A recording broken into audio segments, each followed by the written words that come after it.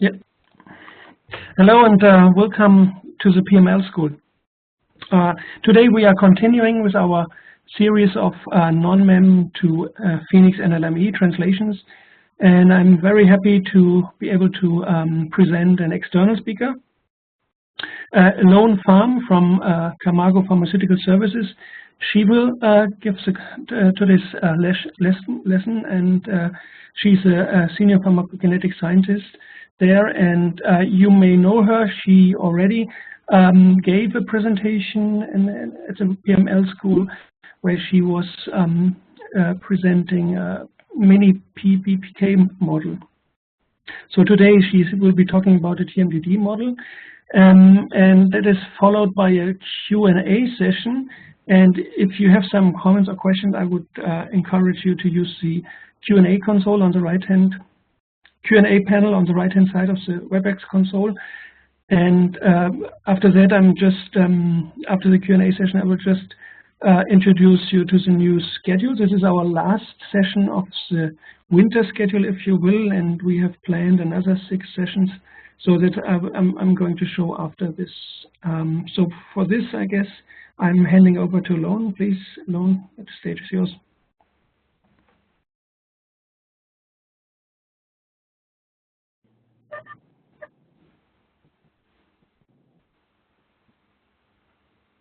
Alone? Bernd, can you please move to the next slide, please? Yes. Okay. So, hi everyone. This is our agenda today. I will give a very brief overview of TMDD model by sharing some selected publications and talks and lectures that are appropriate for this session. And because we already covered the characteristics, assumptions, and challenges of the TM model in the previous lessons, in this session we will not repeat all of that. We will go through population PK modeling of an example. We will then compare the NONMEM and Phoenix NLME code, then a demonstration of the population PK modeling with NLME, post-process NONMEM run, and then we compare the NONMEM and NLME results. We will have questions and answer sessions at the end. Bernd, please move on. All right, so the publications I selected to share here is only to support our session today. There are many great studies published regarding TMDD model in general. The publication that is in red text here by Gabrielsson is where I reproduced the derivative equations with minor modifications for our example. Next, please. So for the characteristic profiles and parameter identification, please see the work by Johan Gabrielsson group. For my personal work, this publication is very helpful and informative for the simulation work that is some in vitro information to design the in vivo experiment.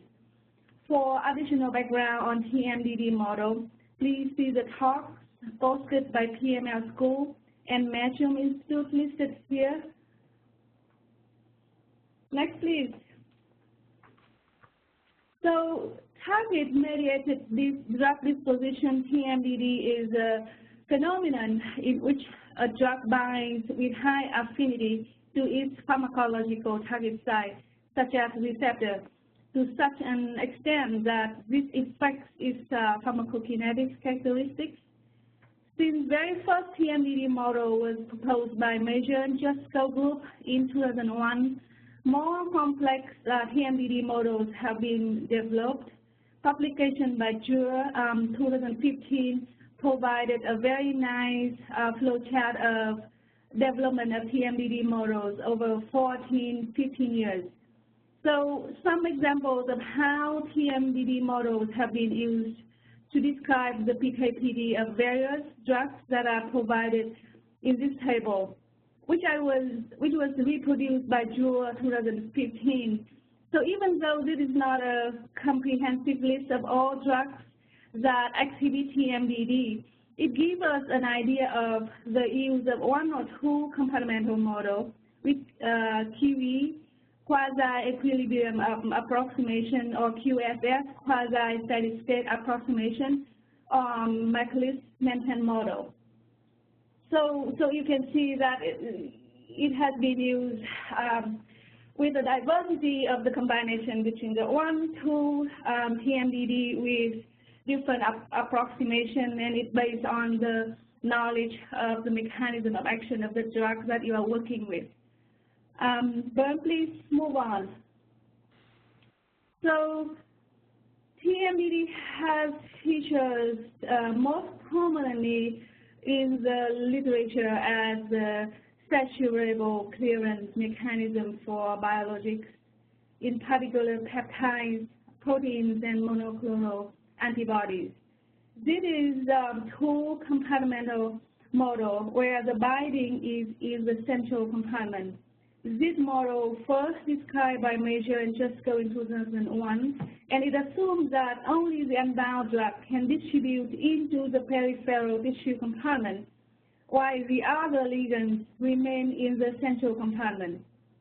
The concentration of the drug in the tissue compartment is given by C2 or amount A2, and the rate at which the drug is transferred between plasma and tissue compartments is given by the first order rate constants K12 and K21 respectively. For a basic TMDD model, the starting point is the binding of a drug represented by D to a target R receptor to produce a complex DR in a reversible reaction.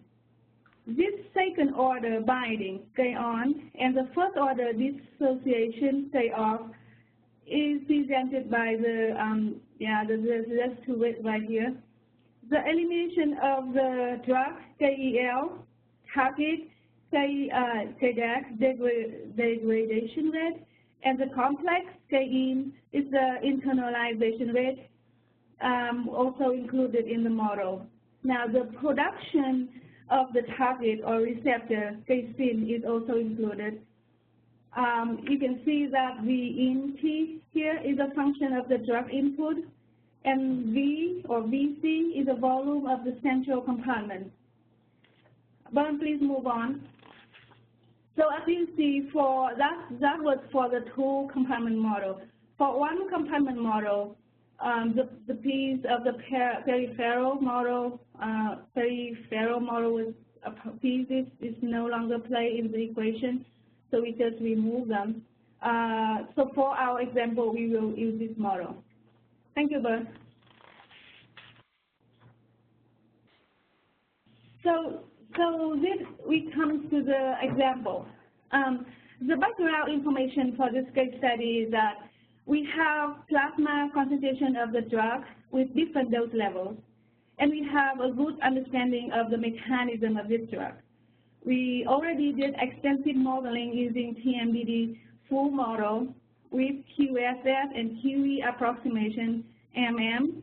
But we keep in mind that when we only have drug plasma concentration profiles, estimation of K on, K off, and K in will not be reliable because these rates are highly dependent on information about the time courses of either the target or receptor and or the complex. So for the purpose of this session, we are going to use this example to go through the translation from NONMEM code to the Phoenix NLME, a single dose intravenous bolus and administration of 1,000 unit dose. Sampling time was up to 100 hours, and only individual drug plasma concentration versus time profiles are available with only one dose level. And we also arrived at the conclusion that TMDD using the quasi-equilibrium approximate describes the kinetics of the drug reasonably well, and it matches with our understanding or prior knowledge about the MOA of the drug that we are working with. Please move on. So to fit one compartmental model to the data set. The assumption and derivations for this model was based on publication by Gabrielsson 2008 here. Details of all derivations, please see the publication. And the main assumptions used to drive the QE approximation is that the free drug, the target, and the complex are at a quasi-equilibrium, meaning that the binding rate is balanced by the dissociation rate on the time scale of the other processes. So the K-off divided by K-on will equal to C times R divided by the complex, where the KD denotes the equilibrium dissociation constant. So Gabrielsson provided the calculation for the free drug concentration C and complex concentration RC using C total and R total right here. This is the equation. So in general, the QE model is applicable in the situation when the association and dissociation rates are high compared to the other processes, and the relationship between the concentration of the free drug, the free target, and the drug target complex is at any time determined by the equilibrium dissociation constant KD. Next, please. So the equation for two-compartmental model by Gabrielsson was modified for one compartmental model, and that is it. As we noted in previous lessons, we need to express the amount term and convert to the concentration.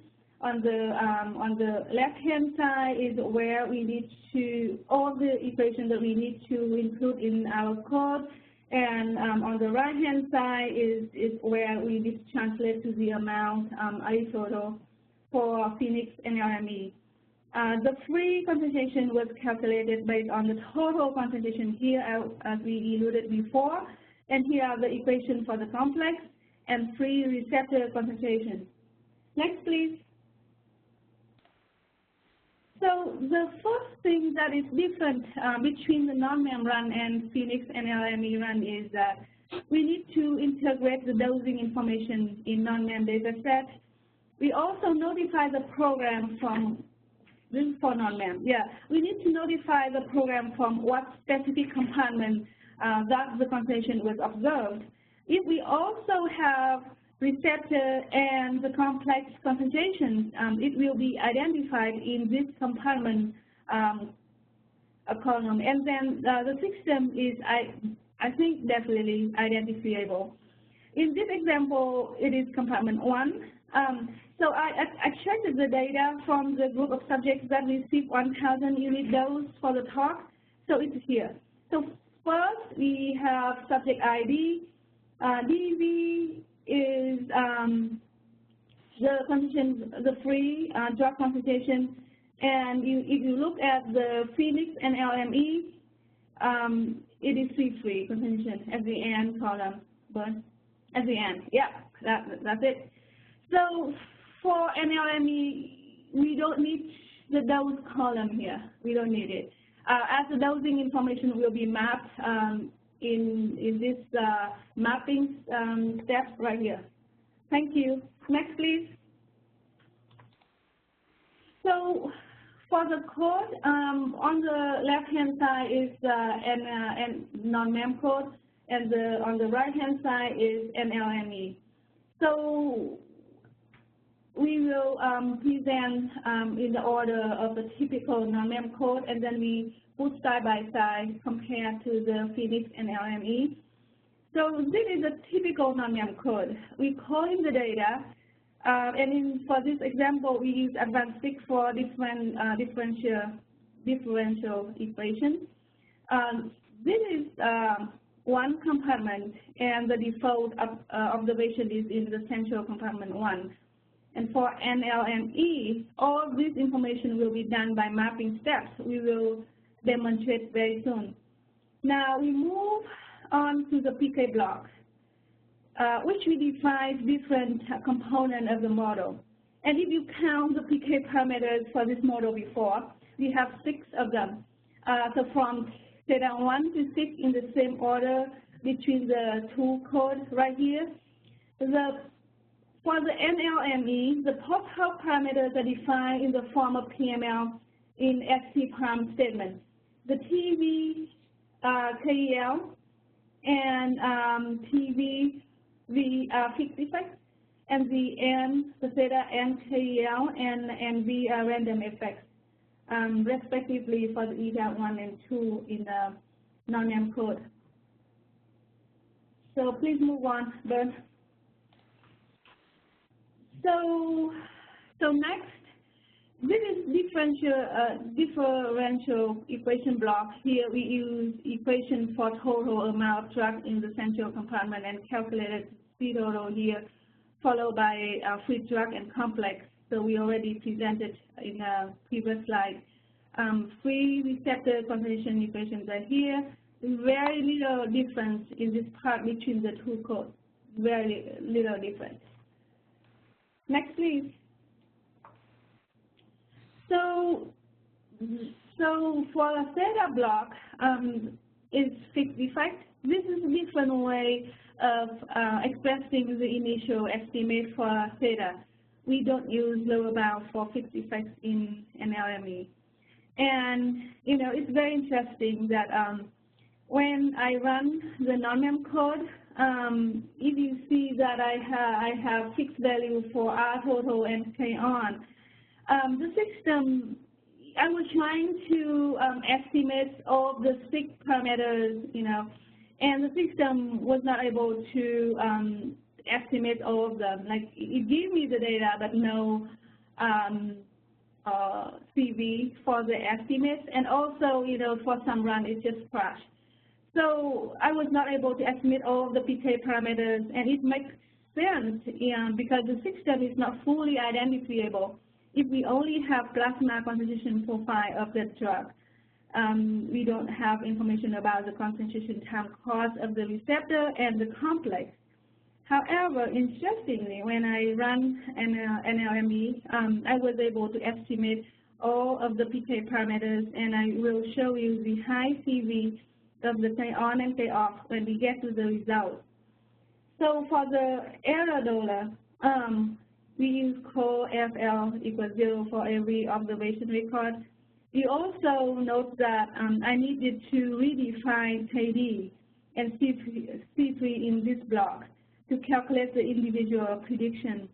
And for this run, we use multiplicative error model is how we express them differently between the 2 models.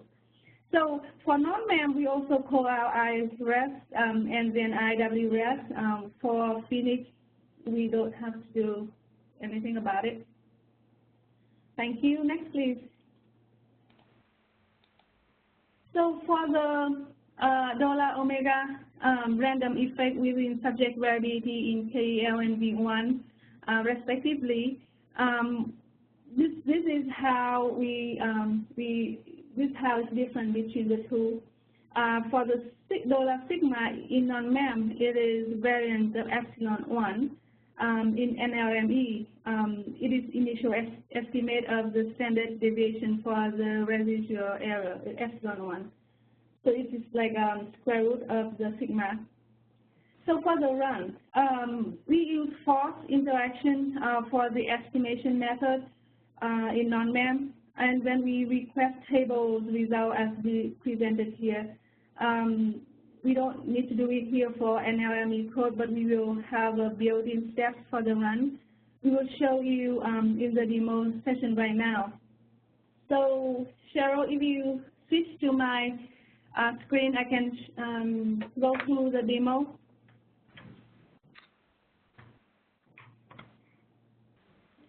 Here. Can you see my screen now? I guess you need to share your application first.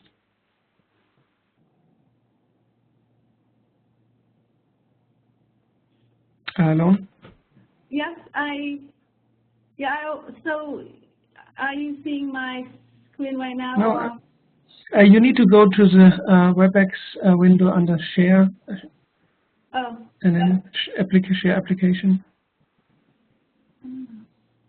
At the top.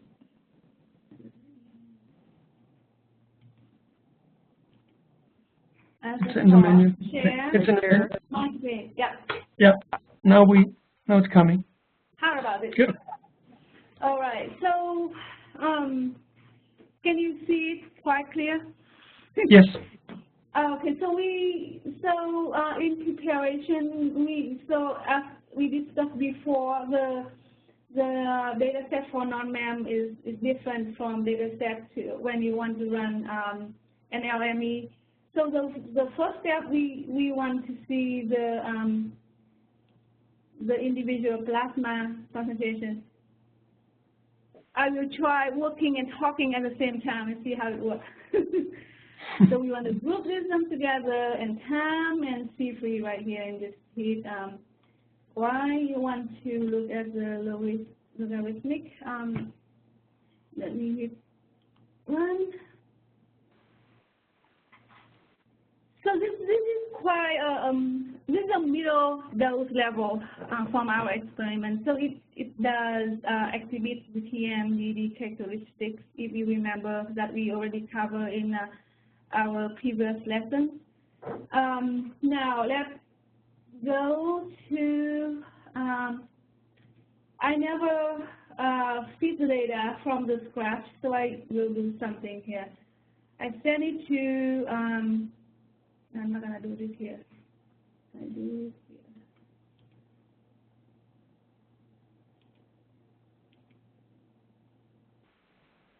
So let's start with something.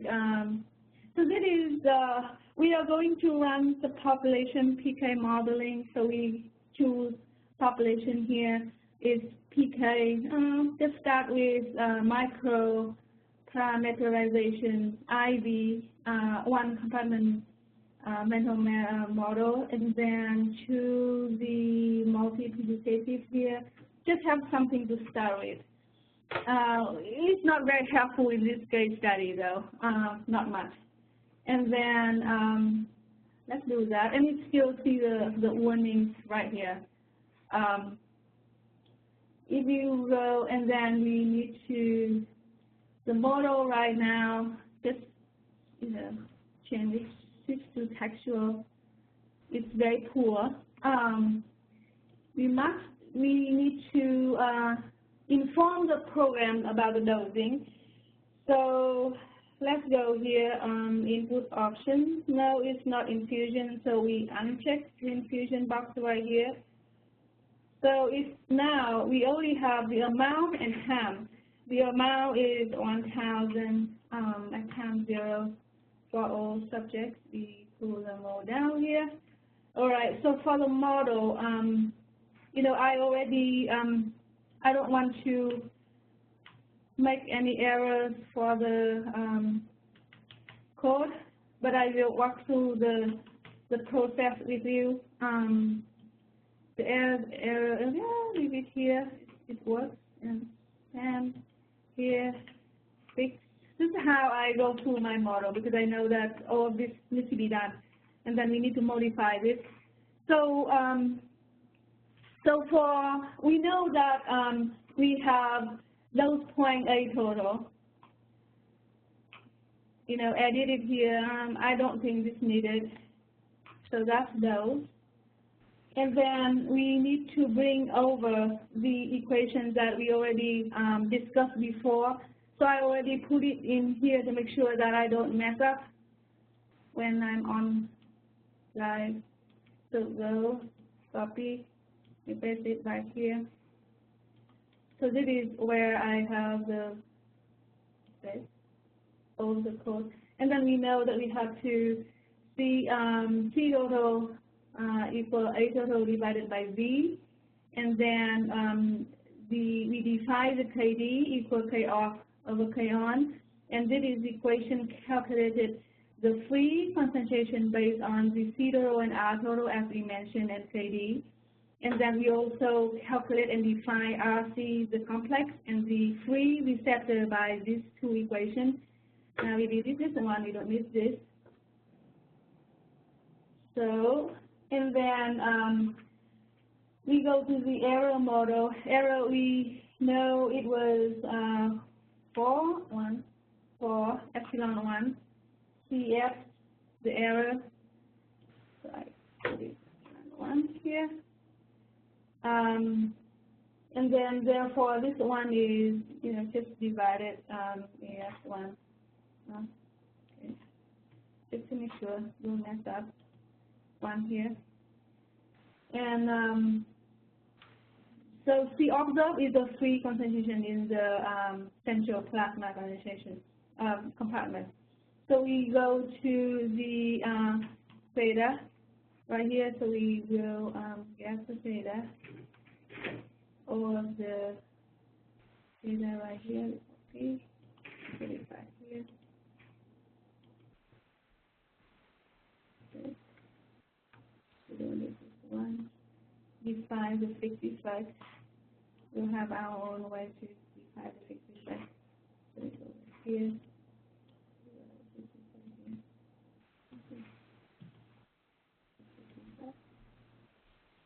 So this way we cover all of the components of the code.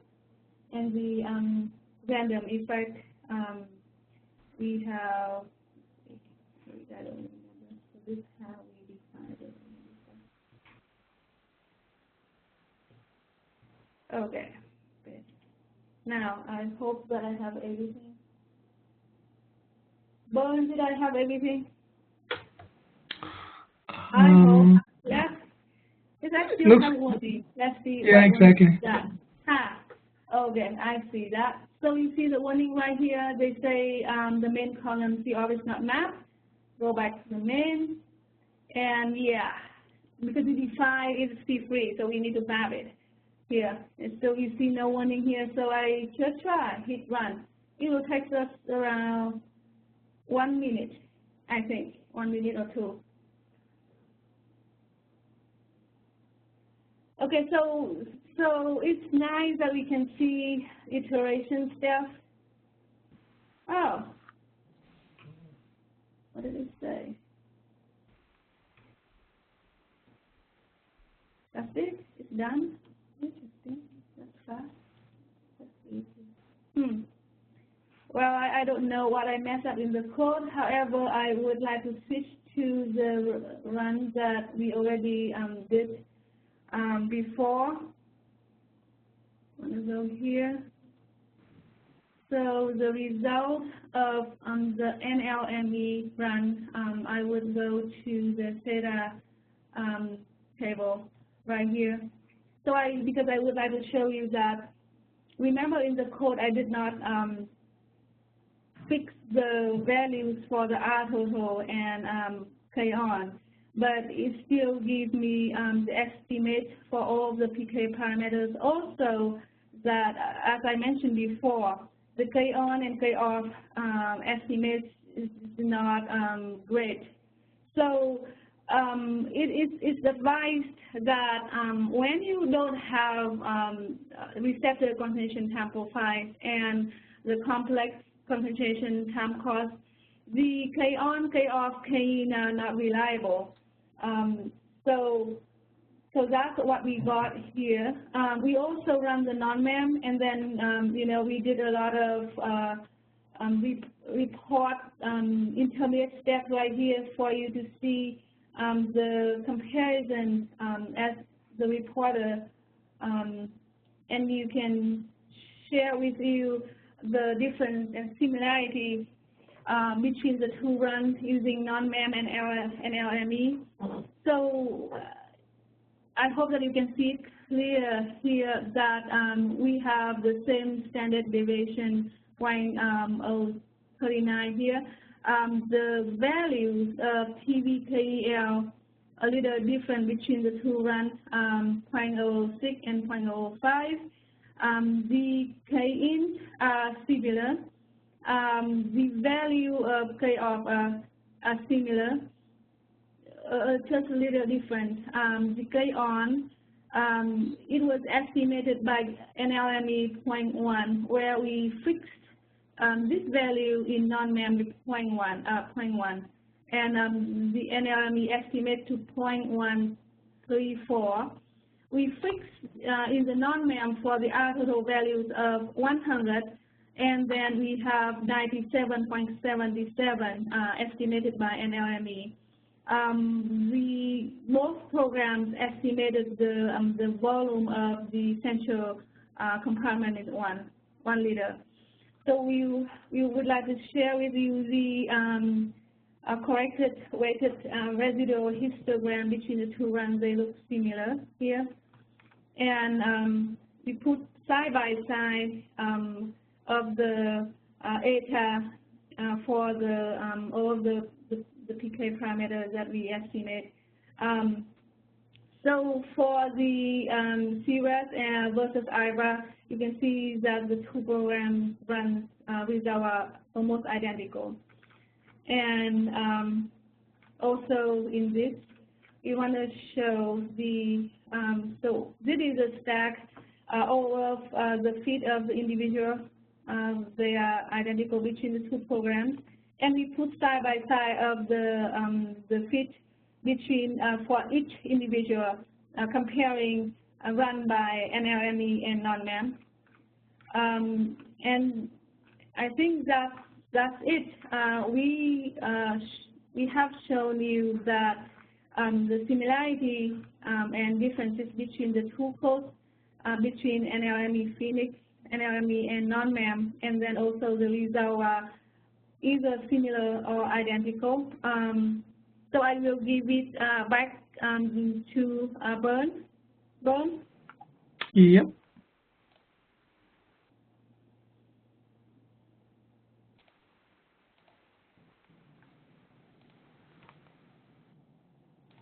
So to summarize our session today, we set up and run non-MEM and Phoenix NLME model. This is a population PK modeling for TMDD QE approximation. The example is single dose IV bonus injection with 15 subjects. The run for non-MEM, we use force interaction versus force ELS by Phoenix NLME. Similar result between non-MEM and Phoenix NLME model was shown. Thank you. Okay, yeah, thanks, Lone. That was a very nice presentation and demonstration. Yeah, I would encourage the audience to post questions to the Q&A panel. Right now we have 2 questions, Lone. Yes. One is, what is RC? Oh, I'm sorry. So so C in our code, C denotes free drug concentration. So RC together is a complex. In the model, people use the like LR, so L ligand drug, R receptor, and vice versa. But in our code, C is free drug, R receptor. So when CR together is complex. Okay. Next question, if QE assumption is used, why do you estimate K on and K off? So we have in vitro information to do that. However, so the reason why we also know the values even to fixed to R total and K on in non-MEM code is that when we run NLME, we see the estimation is reasonable compared to the information that we get. So we kind of know the number that we fix there. However, as you see, there is 1 or 2 parameter values that are a little difference between the two, just because we fix it in non-MEM. In NLME, we didn't fix any values to any PK parameters, and we still have very nice estimates of all other PK parameters except K on and K off. Okay. Next question. Somebody looked at the actual results in the theta table. Does a volume of 1 liter make physiological sense? In our situation, yes. Okay. And please note that for TMDD model, please note that we should really pay attention to use concentration time course across the board, especially when you have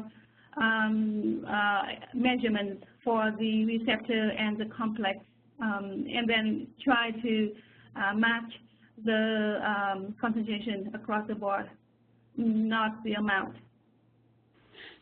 Okay. There's one question that I can answer. Can we have access to the NLME code or slides? What we typically do with these PML School sessions, we are uploading all the material. This includes the Phoenix project file, the slide deck, and a link to the recordings and the YouTube channel link to our forum, and make it available there. Next question for you, Lone. Can you comment which algorithm you choose for Phoenix NLME? Why did you choose, for example, FOC-ELS over QRPEM? So I try to see if I understand the question correctly. Are you asking that why did I choose the method, the run method? Yes. For NONMEM? Yeah. No, not for NONMEM. I mean, yeah. In this case, I mean, you would choose FOC-ELS to compare to make it comparable to NONMEM, right? Yeah. So I try to use the most similar method, I guess. But you can help me. If I use different method in NLME, would I get a better result? But you might. You don't know. I mean, but in order to be comparable, we actually need to use FOC-ELS in this case, because you started with NONMEM, right? You developed your model in NONMEM using the FOC interaction method. So we need to. And you know, I think I found TMDD model is very interesting. You can just based on our code right here, you can go to the Bianski paper, and you just need to mess around a little bit and try TMDD full and then QSS and MM. But the rule of thumb is that we would want to see if it's really reasonable based on our understanding of the MOA. Also, we would choose the most simplest model to fit to our data. So this is just the case study that we want to use so that we can compare the translation from NONMEM code to NLME. But you are welcome to try and do and fit with different other models and see. You may, so for it's just to spill the beans. If you use Phoenix NLME, modify a little bit using KSS for QSS model, and you can see that it fits to the data as well. And try the MM to see if it fits as well, just for you to practice. Mm-hmm. Okay, I think this is all for our session for today. Thanks very much again, Lone. It was really good. Let me move on the slides. Just want to make you aware of our next series, next schedule for the springtime. I've scheduled 6 sessions where we go into first of all showing comparisons, translations of NONMEM models. And in this case, for example, the nonlinear elimination model. And what we would do in the same session, we would run also some model validation. We've received some feedback about these questions. How do you do model validation? And there was a question about bootstrap, and also question about VPC. So the next session after that, and on 3rd of May, I'm presenting a mixed absorption model, how to translate it from NONMEM to NLME, and also how to compare these model validation step, in this case, visual predictive check. An interesting session will be on the 17th of May, where I'm going to show how you can run NONMEM and Phoenix NLME in the cloud. It's becoming more and more popular to do that because the cloud services are becoming available everywhere. And then for the last 3 sessions in springtime, we are focusing on PD and PK-PD models, how they are translated from NONMEM to Phoenix and NLME. With that, I guess we are almost at the end. So just make a note in your calendar. The next PML School session will be on April 19th, where I will go will present a non-linear elimination model with model validation bootstrap. With that, we are at the end. Thank you for your continued interest, and I hope to see you on April 19th. Thanks, and goodbye, and you may disconnect now. Thank you, everyone.